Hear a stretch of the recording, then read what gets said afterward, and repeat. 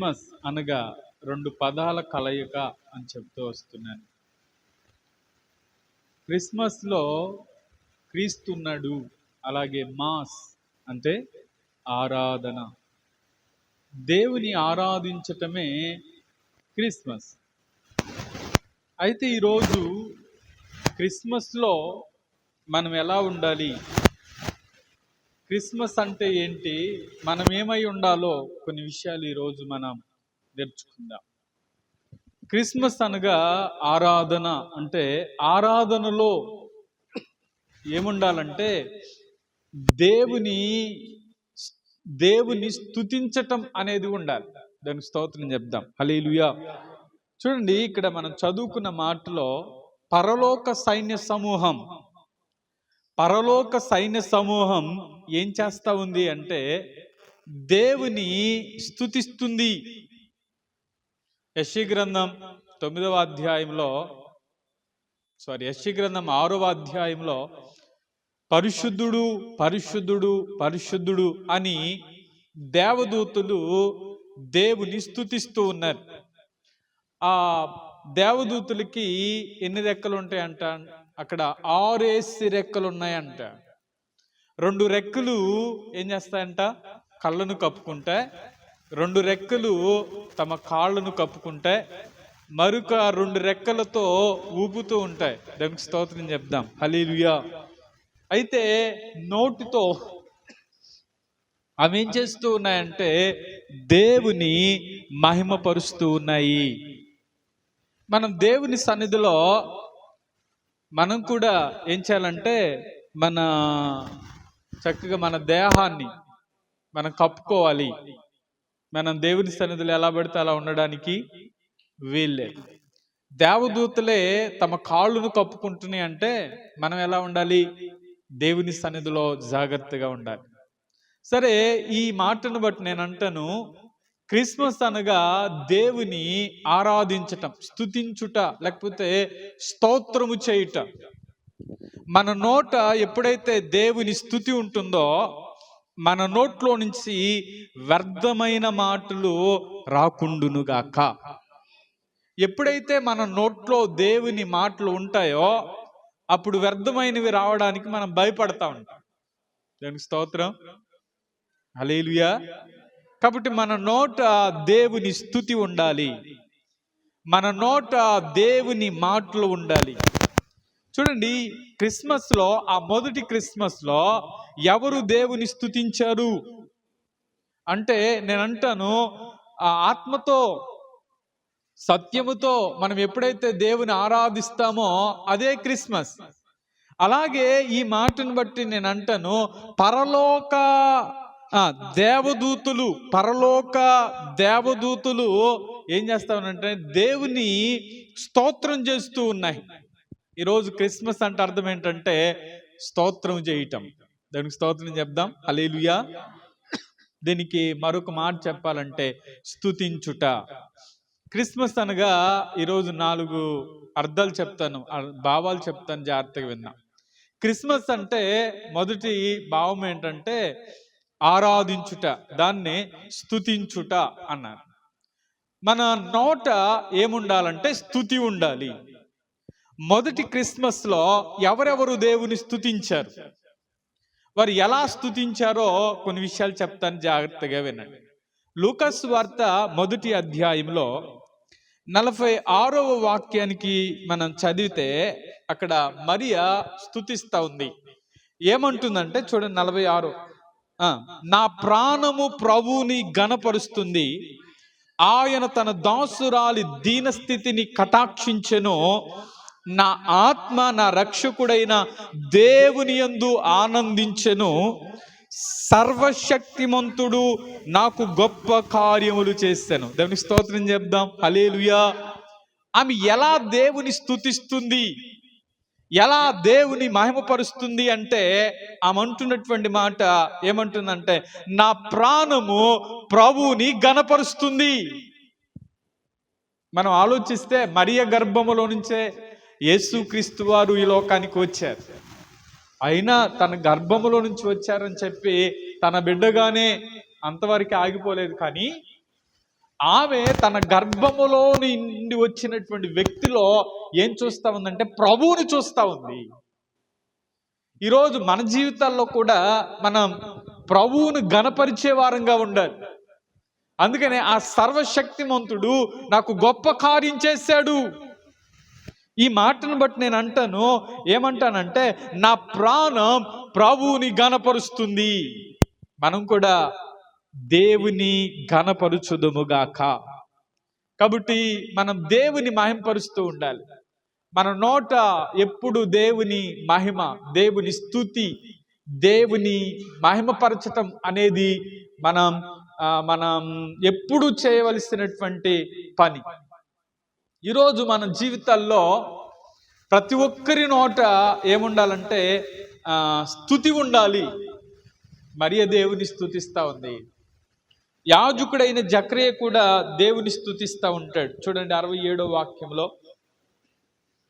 మరియు అతని తండ్రి జకరియా పరిశుద్ధాత్మ పూర్ణుడై ఇట్లు ప్రవచించెను, ప్రభు అయిన ఇశ్రాయేలు దేవుడు స్తుతింపబడునుగాక. దేవునికి స్తోత్రం చెప్దాం. హల్లెలూయా.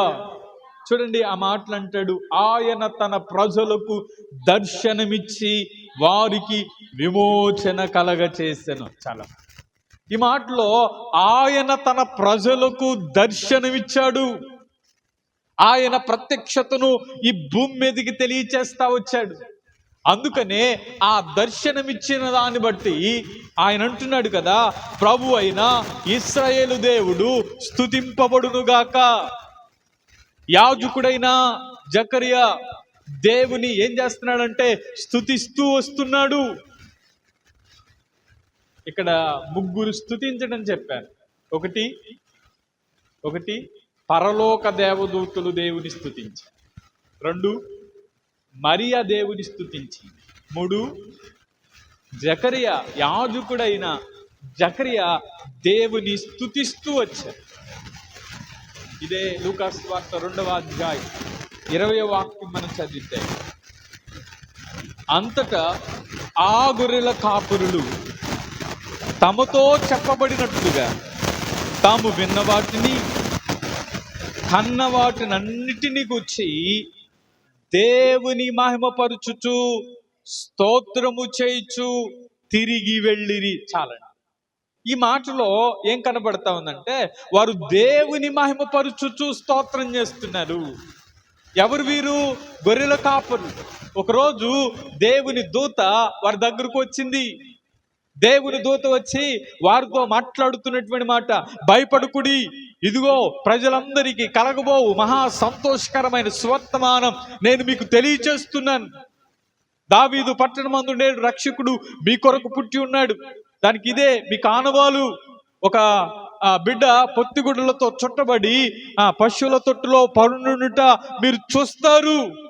విన్నవాటిని కన్నవాటిని గురించి గొర్రెల కాపరులు ఏం చేస్తా ఉన్నారంటే వారు దేవుని మహింపరుస్తా ఉన్నారు. హల్లెలూయా. ఈరోజు మన జీవితాల్లో కూడా క్రిస్మస్ అంటే అర్థం ఏంటంటే స్తోత్రం చేయటం, దేవుని స్తుతించటం. చూడండి, క్రిస్మస్ లో చిన్న బిడ్డలు ఉన్నారు, క్రిస్మస్ లో పెద్దవారు వృద్ధాప్యంలో ఉన్నవారు కూడా ఉన్నారు. క్రీస్తుని స్తుతించే వారిలో సిమియోను ఉన్నాడు. చూడండి, తర్వాత మనం 28వ వాక్యం, అదే అధ్యాయంలో 28వ వాక్యం. యేసు దేవాలయములోనికి తీసుకొచ్చినప్పుడు అతడు తమ చేతులతో ఆయన ఎత్తుకుని దేవుని స్తుతించుచు ఇట్లనేను. చాలండి, దేవుని స్తుతిస్తూ ఇట్లా అన్నాడంట, నాదా ఇప్పుడు నీ దాసుని నీ మాట చొప్పున సమాధానముతో నీ దాసుని పోనిచ్చుచున్నావు. అన్య జనులకు నిన్ను బయలుపరుచుటకు వెలుగుగా, నీ ప్రజలైన ఇశ్రాయేలుకు మహిమగా నీవు సకల ప్రజల ఎదుట సిద్ధపరిచిన నీ రక్షణ నేను కనులారా చూచితిని. సిమియోను వృద్ధుడు, వృద్ధాప్యంలో ఉన్నాడు. ఆయన దేవుని స్తుతిస్తా ఉన్నాడు. తర్వాత కింద వస్తే హన్న, ఆషేరు గోత్రికురాలు, పెనియోలు కుమార్తె అయిన అన్న అను ఒక ప్రవక్త ఉంది. ఆమె కూడా ఏం చేస్తా ఉందంటే దేవుని కొరకు కనిపెట్టుకుని విమోచన కొరకు కనిపెట్టుచున్నటువంటి వారిలో ఆమె కూడా ఉన్నట్లుగా మనం చూస్తాం. అంటే ఆమె కూడా దేవుని స్తుతిస్తా ఉంది. ఈరోజు మనం కూడా దేవుని స్తుతిస్తే మన జీవితాల్లో కూడా ఆయన ఈ క్రిస్మస్ యొక్క ఆంతర్యాన్ని మనం కూడా కలిగి ఉందుము గాక. హల్లెలూయా. క్రిస్మస్ అంటే స్తుతించుట. మొదటి మాట రాసుకోండి, స్తుతించుట, స్తోత్రము చేయుట. ఎవరెవరు స్తోత్రం చేశారు అనంటే పరలోక దేవదూతలు దేవునికి స్తోత్రం చేశారు.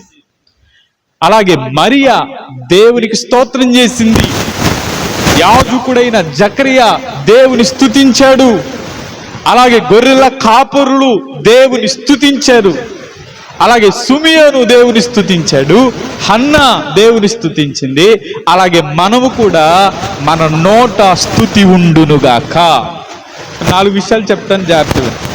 మొదటిది స్తుతించుట క్రిస్మస్ అనగా. రెండవది క్రిస్మస్ అనగా సాక్ష్యం. మేము స్తోత్రం చెప్దాం. హల్లెలూయా. మీ పక్కన వరకు చెప్పండి. క్రిస్మస్ అనగా సాక్షిగా ఉండుట. ఎవరు సాక్షిగా ఉన్నారు? ఎవరు సాక్షిగా ఉన్నారు? ఒకసారి మత్తయి సువార్త 2వ అధ్యాయం 5వ వాక్యం. మత్తయి సువార్త 2వ అధ్యాయం 5వ వాక్యం. యూదయా బెత్లెహేములోని ఏలయనగా యూదయా దేశపు బెత్లెహేమా, నీవు యూదా ప్రధానుల్లో ఎంత మాత్రము అల్పమైన దానవు కావు. ఇశ్రాయేలు నా ప్రజలను పరిపాలించు అధిపతి నీలో నుండి వచ్చును అని ప్రవక్త ద్వారా రాయబడి ఉన్నదనిరి. దేవునికి స్తోత్రం చెప్దాం. హల్లెలూయా. ఇప్పుడు యూదా బెత్లెహేములో దేవుని పరిపాలించు అధిపతి వస్తాడు అని చెప్పి ప్రవక్తులు రాశారు. అయితే ఆ ప్రవక్తులు రాసినటువంటి మాటలు అక్కడ ఉన్నటువంటి వారు తర్కిస్తూ ఉన్నప్పుడు అక్కడ జ్ఞానులు బయలుదేరారు. ఎక్కడికి బయలుదేరారు? బెత్లెహేముకు బయలుదేరారు. యూదయా దేశపు బెత్లెహేముకు బయలుదేరారు. అయితే దేని చూసి బయలుదేరారు అంటే నక్షత్రాన్ని చూచి వారు బయలుదేరినట్లుగా మనం చూస్తాం. ఇప్పుడు నక్షత్రం వారిని ఏం చేసింది? యేసయ్య ఉన్న చోటుకి నడిపించింది. దానికి స్తోత్రం చెప్దాం. హల్లెలూయా. ఈరోజు ఆ నక్షత్రం ముందుగా నడిచింది, వారిని నడిపించింది. ఈరోజు నేను అంటాను, నీవు కూడా ఆయన మార్గములో నడిస్తే మరికొంతమందిని దేవుని యొద్దకు నడిపించుదువు గాక. నీవే నడవకపోతే కొంతమందిని నడిపించలే. కాబట్టి ఒక సాక్షిగా నీవు ఉండాలని దేవుడు కోరుకుంటా ఉన్నాడు. అందుకని నేను అంటాను, అప్పుడప్పుడు చెప్తాను కదా, మనం చూసేది 2 కళ్ళు అయితే మనల్ని చూసేది 1000 కళ్ళు. మనల్ని అందరూ చూస్తూనే ఉన్నారు.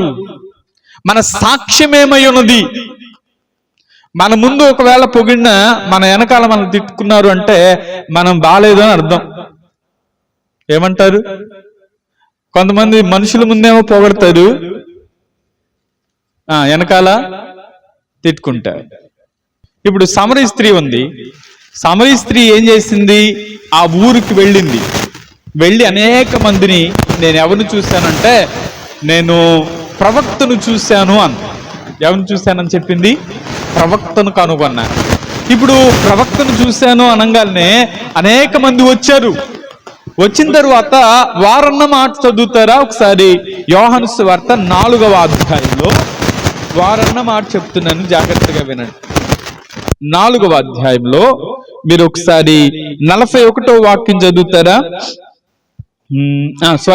39వ వాక్యం నుంచి చదవండి అమ్మా. 39వ వాక్యం. నేను చేసినవన్నీ నాతో చెప్పినని సాక్ష్యమిచ్చిన స్త్రీ యొక్క మాటను విని ఆ ఊరిలోని సమరయులలో అనేకులు ఆయన యందు విశ్వాసముంచిరి.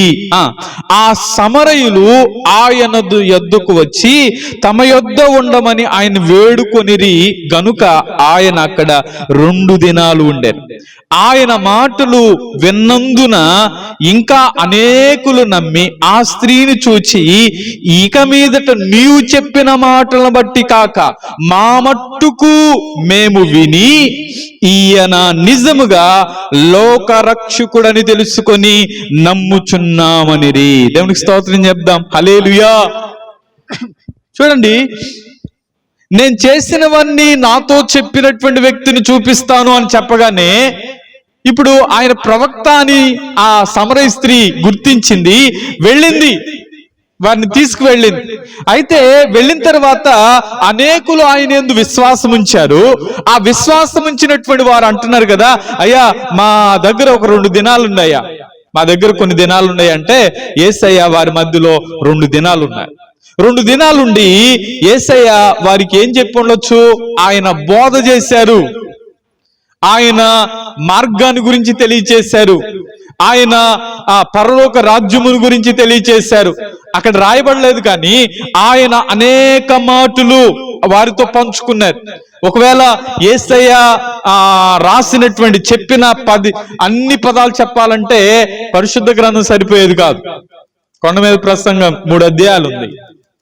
మేడగదిలో ప్రసంగం 16, 17, 18 14, 15, 16 యోహాను సువార్తలో అది మేడగదిలో చెప్పిన ప్రసంగం. ఇలా ఆయన చెప్పినటువంటి మాటలన్నీ రాస్తే ఈరోజు మనకి పుస్తకాలు సరిపోయేవి కాదేమో. అయితే ఈ మాటను బట్టి ఆయన అనేక మాటలు వారితో 2 దినాలు అక్కడే ఉన్నారు. 2 దినాల తర్వాత ఆయన చెప్పిన మాటలను బట్టి, ఇప్పుడు నీవు చెప్పిన మాటల కంటే ఆయన చెప్పిన మాటలను బట్టి వారు అంటున్న మాట, మా మట్టుకు మేము విని ఈయన నిజముగా లోకరక్షకుడని మేమేం చేశామంటే తెలుసుకున్నాము అంటున్నారు. దేవుని స్తోత్రం చెప్దాం. హల్లెలూయా. ఈరోజు మనం దేవుని యొద్దకు ఒక వ్యక్తిని నడిపించిన తర్వాత, నీవు నడిపించిన దాన్ని బట్టి కాదు, మేము వాక్యాన్ని వినదాన్ని బట్టి మేము ఇంకా ఎదుగుతున్నాము అన్నారు. కాబట్టి మన సాక్ష్యం, ఆమె అనేక మంది నడిపించింది. వారు దేవుని మాటల్లో వారు ఏం చేయబడ్డారంటే స్థిరపరచబడ్డారు. ఈరోజు నీవు స్థిరపరచబడితే నీ జీవితాన్ని, నీ సాక్ష్యాన్ని అనేక మంది చూస్తారు. కాబట్టి నీ సాక్ష్యం చాలా ప్రాముఖ్యమైనది. నీ సాక్ష్యాన్ని నువ్వు తప్పకుండా ఏం చేయాలంటే కాపాడుకోవాలి. ఈరోజు మనం నడిస్తేనే మనం ఎదుటివానికి ఏమైనా చెప్పగలం. మనం నడవకపోతే మనం ఎదుటివానికి ఏమీ చెప్పలేం. కాబట్టి క్రిస్మస్ అంటే సాక్ష్యాన్ని కలిగి ఉండటం. 3వది చెప్తున్నాను రండి. లూకాసు సువార్త 2వ అధ్యాయం 10, 11 వాక్యం. అయితే ఆ దూత, భయపడుకుడి, ఇదిగో ప్రజలందరికీ కలగబోవు మహా సంతోషకరమైన స్వర్తమానం నేను మీకు తెలియచేయుచున్నాను. దావీదు పట్టణమందు నేడు రక్షకుడు మీ కొరకు పుట్టి ఉన్నాడు, ఈయన ప్రభువు అయిన క్రీస్తు. దేవునికి స్తోత్రం చెప్దాం. హల్లెలూయా. ఈ మాటను బట్టి నేను అంటాను, క్రిస్మస్ అనగా సందేశం. చెప్పండి అందరూ, క్రిస్మస్ అనగా సందేశం. మొదటిది స్తుతించుట, అన్ని సామేదన్నమాట, స్తుతించుట. 2వది సాక్ష్యం. 3వది సందేశం. మన జీవితం ఏమవ్వాలంటే ఎదుటివానికి సందేశం అవ్వాలి. అదే క్రిస్మస్. ఒకరోజు ఒక దైవజనుడు తన సంఘాన్ని తీసుకుని, మనం ఈరోజు మన గ్రామంలో సువార్త చెప్పొద్దాం అని బయలుదేరారు. ఎక్కడి నుంచి బయలుదేరారు? మందిరం దగ్గర నుంచి బయలుదేరారు. మందిరం దగ్గర నుంచి బయలుదేరి ఇలా చిన్నవంతుని సెంటర్కి వెళ్ళారు. అక్కడున్న పిల్లలు అనుకుంటున్నారు మా బ్లెస్సీ షారోన్ ఏంజిల్ లాగా మాకు పాటిస్తే పాడేవాళ్ళం కదా అని అనుకుంటున్నారు. మళ్ళా మీ అందరు కూడా భాస్కర్ ఏమన్నా 4 మాటలు చదువుతారేమో అని అనుకుంటా ఉన్నారు. అక్కడ దాకా వెళ్ళి సరిపదండి అని చెప్పి కొంచెం ముందుకెళ్ళి మళ్ళా లైబ్రరీ దగ్గరికి, అక్కడి నుంచి అక్కడేమన్నా 4 మాటలు చదువుతారేమో అనుకుంటే అక్కడ కూడా లేదు, కొంచెం ముందుకి అట్లా తిరిగి మరలా మందిరానికి వచ్చిన తర్వాత పాస్టర్ గారు ప్రార్థన చేస్తున్నారు. ఏమని ప్రార్థన చేశారంటే, ప్రభువా ఈరోజు మేము చేసిన సువార్తను దీవించండి అని ప్రార్థన చేస్తే ఓ తల్లి అడుగుతా ఉంది, అసలు మనం ఏడ సువార్త చేసాం, అసలు నువ్వు మాటే మాట్లాడలేదు, ఏడకొచ్చి సువార్త చేసామని ప్రార్థన చేస్తావా అందంట. ఆయన అన్నాడంట, మనం నడిచిన నడక దేవుడు చూస్తున్నాడు. మన జీవితం ఎదుటివానికి సందేశం అవ్వాలి. కాబట్టి ఈరోజు మనం దేవుని సన్నిధికి బైబిల్ పట్టుకుని వస్తున్నాం చూసారా, అదే సందేశం అవునుగాక. మనం దాచిపెట్టుకుని వస్తే సందేశం అవదు. ఆమె బ్యాగుల్లో పెట్టుకుని రండి కాదంటలేదు, కానీ నువ్వు ఎక్కడికి వెళ్తున్నావు, ఎదుటివాడు ఏమనుకోవాలి. కొంతమంది, నేను డైరెక్ట్గానే చెప్తున్నాను, మన కారంచేడు నుంచి కొంతమంది వేరే చీరాలు వెళ్ళి రావడానికి కారణం ఏంటి చెప్పమంటావా? ఇక్కడ వెళ్తే ఆ చర్చికి వెళ్తున్నారు లేకపోతే ఆ చర్చికి వెళ్తున్నారు అని అనుకుంటారని కొంతమంది వారికి తెలియకుండా ఉండడానికి వేరే ప్రాంతానికి వెళ్ళి ఆరాధనలో కూర్చొని వస్తున్నారు. అంటే ఎవరికి భయపడుతున్నారు? లోకానికి. నువ్వు లోకానికి భయపడితే దేవుడు నీ జీవితంలో గొప్ప కార్యాలు చేయలేడు. నీవు దేవునికి భయపడితే లోకస్తులు ఎదుట నిన్ను ఘనపరచును గాక. ఒకరోజు ఒకవేళ నిందించవచ్చు, హేళన చేయొచ్చు, అవమానాలు రావచ్చు. అయితే దేనికంటే నీ మీదకి వచ్చే ప్రతి దానికంటే కూడా రెట్టింపు ఘనత ఆయన ఇచ్చునుగాక. అందుకని ఒక మాట ఉంటుంది యెషయా గ్రంథంలో, నీ అవమానమునకు ప్రతిగా రెట్టింపు ఘనతనిస్తాను అంట. మనం ఎక్కడికి వస్తున్నాం, ఎక్కడికి వెళ్తున్నాం, ఆ దైవజనుడు మన నడకే స్వార్థ అవుతుంది, సందేశం అవుతుంది. అందుకని అంటాడు కదా, మీరు ఒకవేళ చేర్చుకుంటే సమాధానంగా రండి, లేకపోతే మీ పాద దులిపి రండి అంటాడా? నేను ఒక ఇంటికి వెళ్ళాను. ఆ ఇంటికి వెళ్ళిన తర్వాత అంటే మామూలుగా ప్రార్థన చేద్దామన్నారు. మాకు ఇష్టం లేదు అన్నారు. నేను మనసులో, ప్రభువా ఏ రోజుకైనా ఈ కుటుంబానికి రక్షణ రావాలి అని ప్రార్థన చేసి మనసులో ఈరోజు నేను అంటాను, మన సాక్ష్యం, మనకి జీవితమే ఎదుటివానికి సందేశంగా మారాలి. ఈరోజు మనం ఏదో మైకులు పెట్టుకునో లేకపోతే హడావుడిగా చేస్తేనో అదే సువార్త అయిపోదు, లేకపోతే దానివల్ల ప్రయోజనం లేదు. మన జీవితం ఎదుటివానికి సందేశం అయితే మన జీవితాన్ని చూసినటువంటి వారు మరికొంతమంది దేవుని యొద్దకు వచ్చుదురుగాక. కాబట్టి క్రిస్మస్ అంటే సందేశం.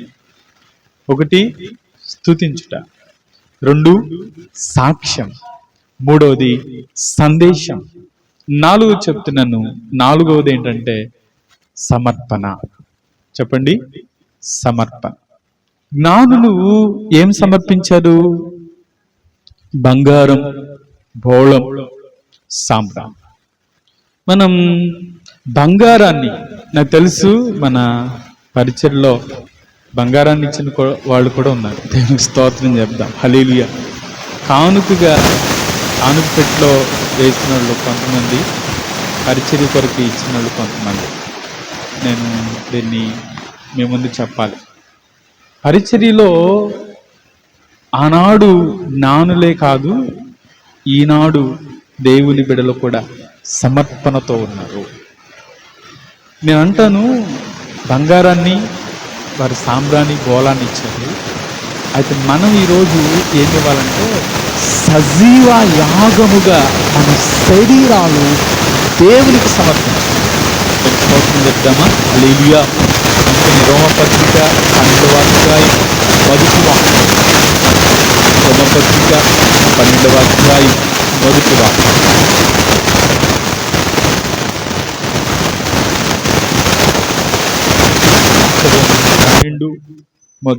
కాబట్టి సహోదరులారా, పరిశుద్ధమును దేవునికి అనుకూలమునైన సజీవ యాగముగా మీ శరీరములను ఆయనకు సమర్పించుకొనుడని దేవుని వాత్సల్యమును బట్టి మిమ్మును బతిమాలుకొనుచున్నాను. ఇట్టి సేవ మీకు యుక్తమైనది.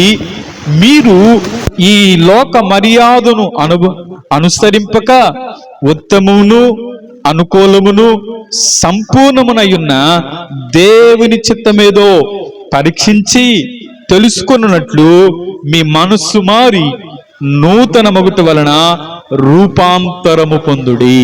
దానికి స్తోత్రం చెప్దాం. హల్లెలూయా. ఈ మాటలంటాడు, దేవునికి అనుకూలమైన సజీవ యాగముగా మనం ముందుగా ఏమి దేవునికి సమర్పించుకోవాలంటే సజీవ యాగముగా మీ శరీరాలు ఆయనకు సమర్పించుకోండి.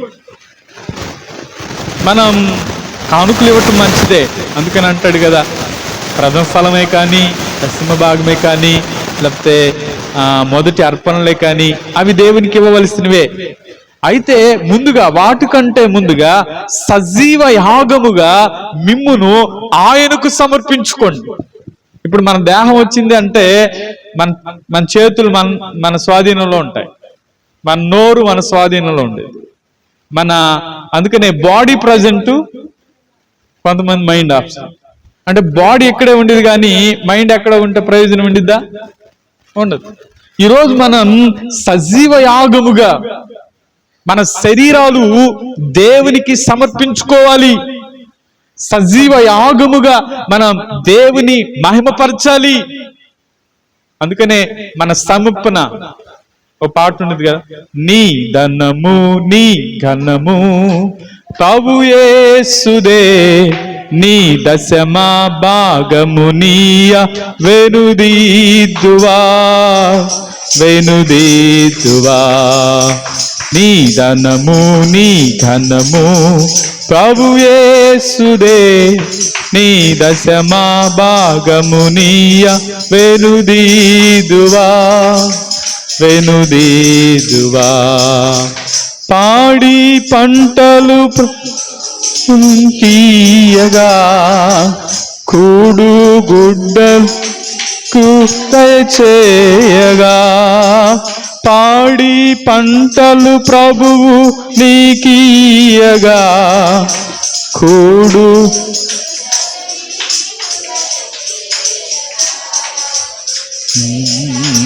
ప్రభు యేసు మంబున.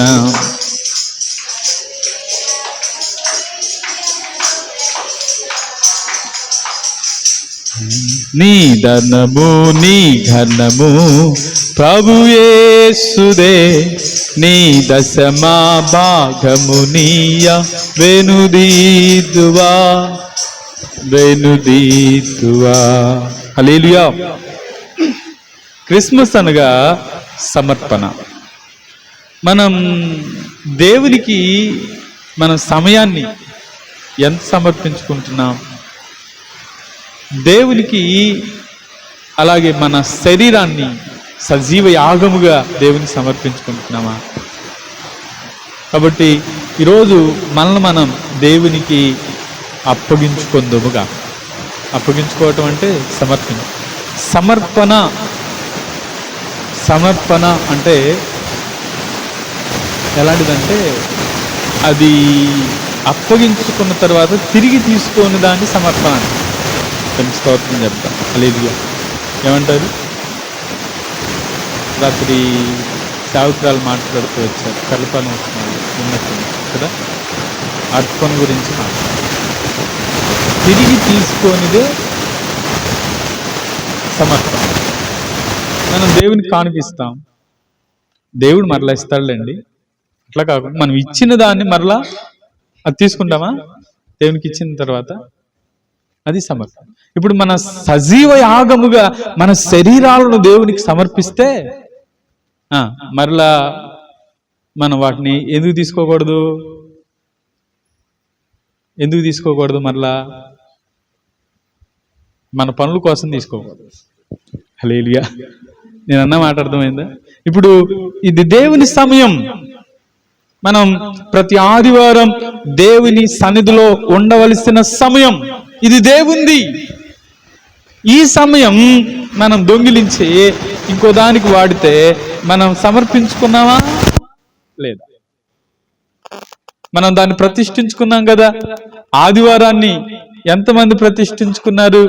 ఆదివారం నేను మందిరంలో ఉండాలి. హల్లెలూయా. ఇక ఒక మాట, ఈరోజు ఒక ప్రశ్న ఏంటంటే, ఈ సంవత్సర కాలంలో ఒక్క ఆదివారం కూడా నేను లేదు పాస్టర్ గారు అన్నవాళ్ళ చేతులు ఎత్తండి. ఒక్క ఆదివారం కూడా.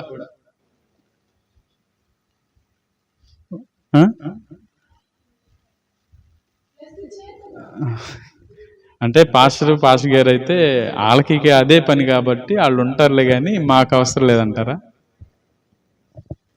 సరే, ఆదివారం ఆరాధన ఒకవేళ మన ఊర్లో లేం, ఒకవేళ బయటికి వెళ్ళాం, మరి ఆ రోజు ఆరాధనలో ఎక్కడన్నా పాల్గొన్నామా లేదా?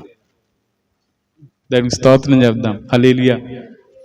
అంటే మనం తీసుకునే తీర్మానాలు జనవరికి బాగుంటున్నాయి కానీ తర్వాత గుర్తుంట్లా.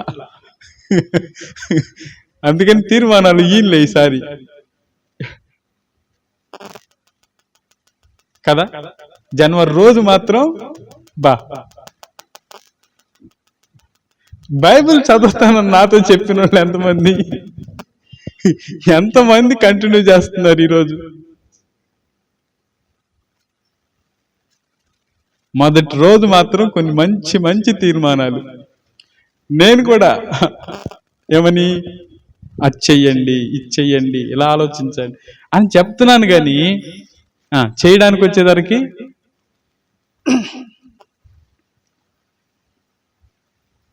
ఈరోజు వాక్యం పెట్టలా కదా.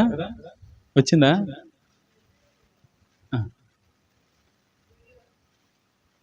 మెసేజ్ అంటే అది స్టేటస్లోనే పెట్టినట్టున్నాను, అసలు మెసేజే పెట్టలేదు అనుకుంటే. ఇలా రాత్రి సెమీ క్రిస్మస్ అయిపోయేసరికి లేట్ అయిపోయింది. దాదాపుగా అంటే కూడిక తొందరగానే ముగించింది, కానీ మళ్ళీ వాక్యం సిద్ధపడడానికి నాకు టైం దాదాపు 12:30 1 గంట అయింది పనుకునేదానికి. ఉదయాన్నే లేచేదానికి 8కి ముందే లేచాను.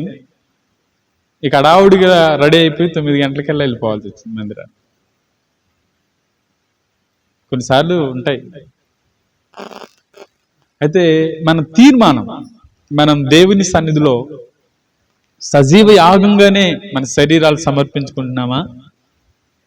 ఒకవేళ మనం చేసిన తీర్మానాలకి మనమే ఏమవుతాం? కొన్నిసార్లు మనం చేసిన తీర్మానాలు కొన్ని ఉంటాయి, అవి ఏవి తొలగిపోయామో మనకు తెలుసు.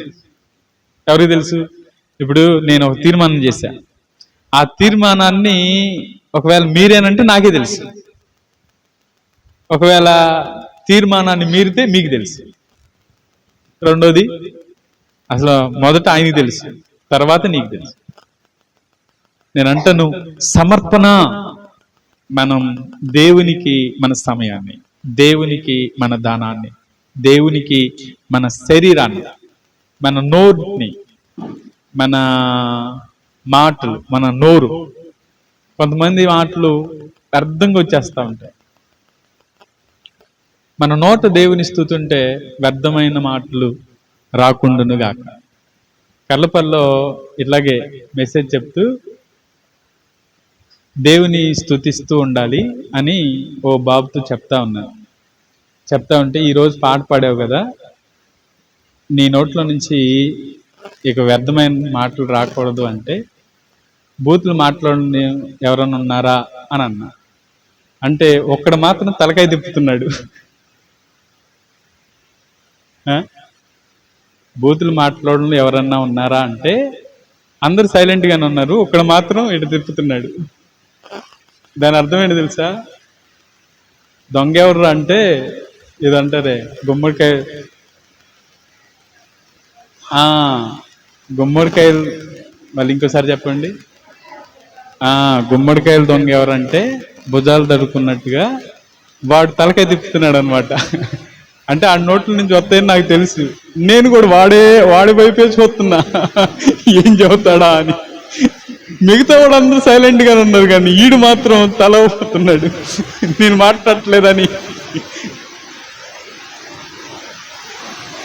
ఈరోజు మన జీవితంలో మనం దేవునికి సమర్పించుకున్న ఆ సమర్పణను ఏం చేయాలంటే, ఒకవేళ బ్రేక్ చేస్తే మరలా పురుకొల్పబడదాం. మరలా ప్రభువా, నా శరీరాన్ని నీకు సమర్పించుకుంటానయ్యా, నా నోటిని సమర్పించుకుంటానయ్యా, నా జీవితాన్ని సమర్పించుకుంటానయ్యా, నేను నీ కొరకు నన్ను నేను ప్రతిష్ఠించుకుంటానయ్యా అని చెప్పగలిగితే అదే క్రిస్మస్. హల్లెలూయా. 4 విషయాలు చెప్పాను. 1 చెప్పగలరా? స్తుతించుట. 2 సాక్ష్యం. 3 సందేశం. 4 సమర్పణ. ఇలా కలిగి ఉంటే తప్పకుండా ఈ క్రిస్మస్ దినాల్లో సంతోషంగా దీవెనకరంగా మన జీవితాలు మార్చబడతాయి. అటువంటి కృప దేవుడు మనందరికీ దయచేయునుగాక. అందరం తల వంచుదాం, కళ్ళు మూసుకుందాం, ప్రార్థించాం.